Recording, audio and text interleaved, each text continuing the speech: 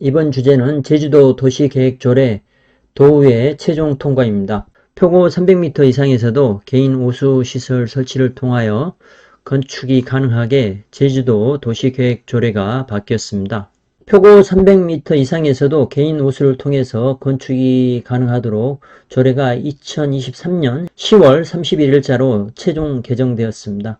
2017년 제주도 땅값이 급격하게 오르는 것을 막기 위해서 제주도는 다른 지역에 없는 기준인 표고 300m를 꺼내 들었습니다.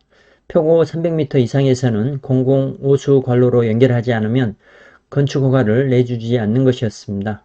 건축이 가능했던 땅들은 졸지에 건축 불가능한 땅이 되었습니다. 근거도 없는 표고 300m가 기준이었으니 피해를 입은 토지주들의 불만이 높을 수밖에 없었고 끝없는 민원이 이어졌지만 제주도는 굴하지 않았습니다.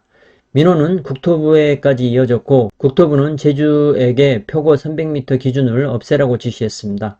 어쩔 수 없이 마지못해 표고 300m 이상에서는 공공오수관에 연결해야 한다는 조례를 포기하게 된 제주도는 지난해 2022년 12월에 제출한 개정안에 또 다른 제한을 표고 300m 이상의 토지에 가하게 됩니다.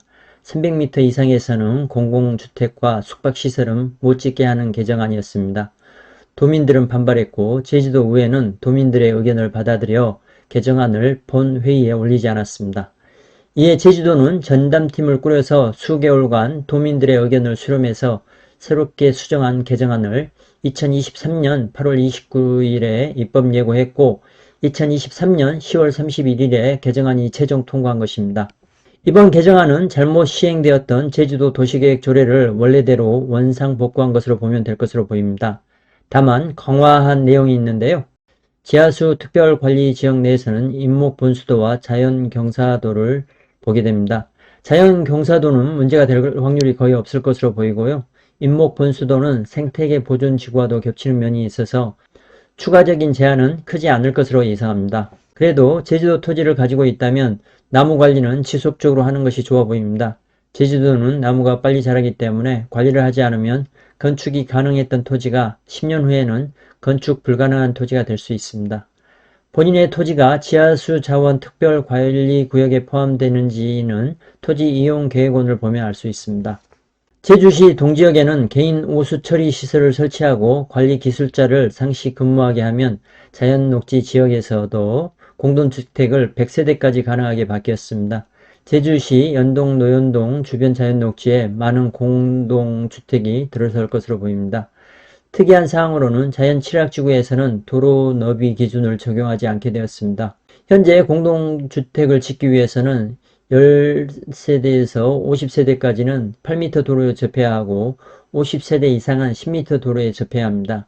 자연취락지구이면서 공공주택에 대한 수요가 많은 지역이라면 이번에 바뀐 법으로 인해서 큰 수혜를 입을 것으로 보입니다. 개인 오수 처리 시설을 통해서 건축하는 경우 일일 배출이 20톤 이상이면 기술관리인을 선임해야 합니다. 이런 부분도 잘 숙지해서 건축 규모를 정하는 것도 중요해 보입니다. 개인 하수 처리 시설 점검도 연 1회에서 4회로 강화하겠다는 계획인데요. 이런 부분은 좋아 보입니다. 이번 제주도 도시계획 조례 개정을 통해서 가장 크게 혜택을 누리는 곳은 표고 300m보다 높은 곳에 위치한 토지들입니다. 에어룹의 중산간 중에서 상수도가 있으면서 공공오수관이 없는 상가리가 대표적인 혜택을 받을 것으로 보이고요. 안덕면 중산간의 일부 지역도 혜택을 볼 것으로 보입니다. 건축허가를 받기 위해서는 당연히 상수도가 들어오는 지역이어야 합니다. 참고하셔서 성공 투자하시고요. 좋아요와 구독 부탁드리겠습니다. 감사합니다.